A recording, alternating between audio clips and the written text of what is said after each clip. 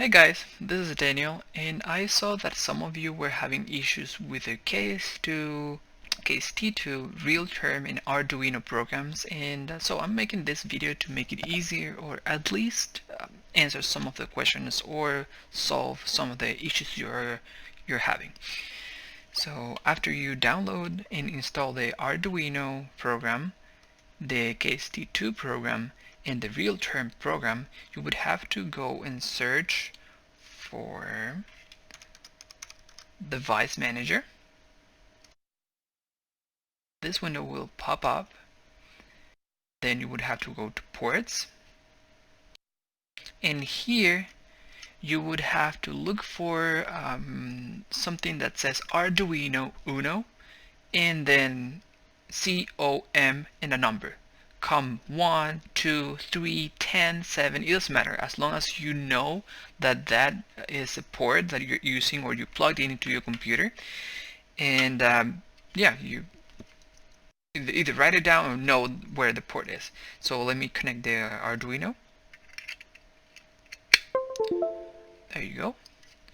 Here it says that it's Arduino Uno COM3. So my port is 3. The COM3 is where the Arduino Uno is hooked up into my computer. And then you would have to go to this web page, Seed Studio, and this web page Dr. Nazir gave it to us in the files. So we'll go here, and apparently it's not working.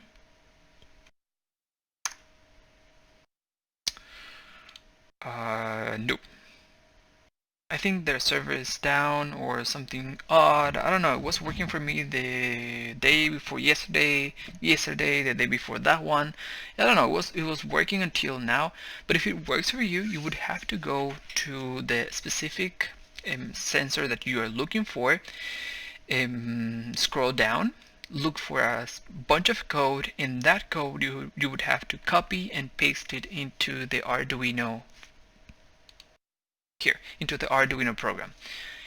After you open it the first time, you would see something like this, like empty space, like nothing. Well, you had something here, but yeah, it's empty. Then you copy and paste the code you got from your sensor, and it would look something like this. This is a gyrometer. I was using the gyrometer, and also I was using the sound sensor. Let me show it to you. Sound calibration, here it is. So these are the two sensors I'm calibrating, and the two codes. I modify them because the code that is in the web page is showing too much information, and I don't need that much information. I just need the numbers, and that's it. So after you copy and paste, before that, if you are using the gyrometer, please make sure that you download the files and install them into the specific library for the Arduino, because if you do not do that, it is not going to show, it's going to give you errors, and it's not going to work. Let me show you examples here. This Groove 3-axis digital gyrometer master is not going to show if you don't install it in the specific in their libraries. If you don't install it correctly, it is not going to show. So if you need help installing it and placing into the place it should be, let me know and I'll help you. So after you copy and paste your code from the web page, I think I'm going to give you these two versions I have, because you don't have to change anything. You just have to use copy and paste, and it would be great. You don't have to modify. You don't have to do anything. Just copy and paste. So after you copy and paste, you would have to verify it that it doesn't have any errors or anything like that. Great, it doesn't have any errors. Then you send it to the Arduino. Great. Awesome, perfect. Let me connect the sensor. There you go. Then you can go to Tools, have to make sure that in the board it says the Arduino Uno, Genuino Uno is selected. Then here in port, that's why I told you to make sure you know where the port is. You have to select the port. So in my case, COM3, you select it, and then go back to Tools, Serial Monitor, and here you're going to see everything that the Arduino is seeing with the gyrometer in this case. Let me show you. See, if I have it placed in one specific point, it doesn't change that much, but if I begin to move it like crazy, it changes. So yeah, it does work. Now it's still, again, it does work. Perfect. Great. One thing you have to also make sure is that in this case I didn't mention what port I'm using, so I can go to your basic shield and connect it into whatever port you want and give you the right answer.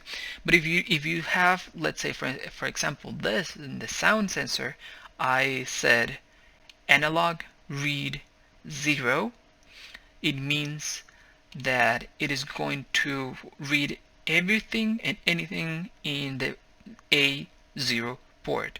If you connect it into any other ports, it is not going to give you any data, or if it is going to give you like a weird crazy data that is not from the sensor.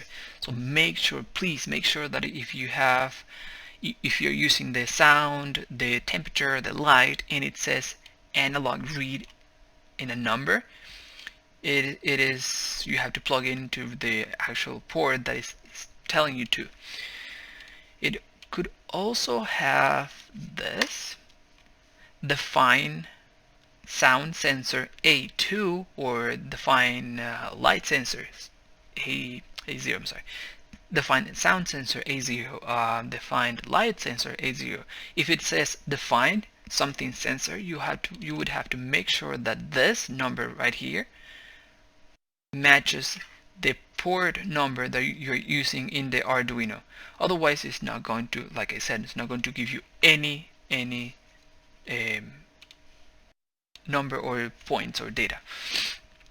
So now that everything is hooked up in the Arduino program, you would have to go to the real term here, like this one, the real term program. You open it, and this you would in this page you don't have to change anything. Basically, you don't have to touch anything here.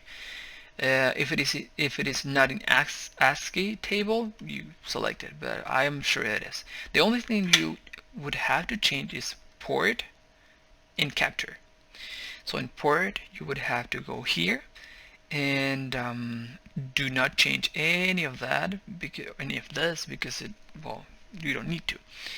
Here, the BAUD, it needs to be 9600, otherwise it's going to give you like a weird crazy number. Let me show you.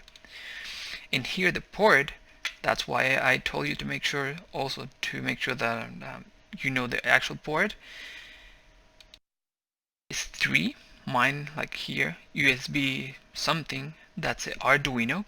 But if for some reason yours doesn't show up, apparently if you double click here to scan the ports, it'll scan them. I don't know, or double click here, or double click here, something like that. But yeah, it'll show up. I don't know, mine was already there, so I didn't have to look for it, or I didn't have to scan for it. It was already there. So there, port 3, hit change and open, and you should see, there you go. See, this is what I was talking about. It is like a weird crazy bunch of numbers and letters, because it's not 9600. If you go here, 9600, hit change, now you would have the real numbers and the real data.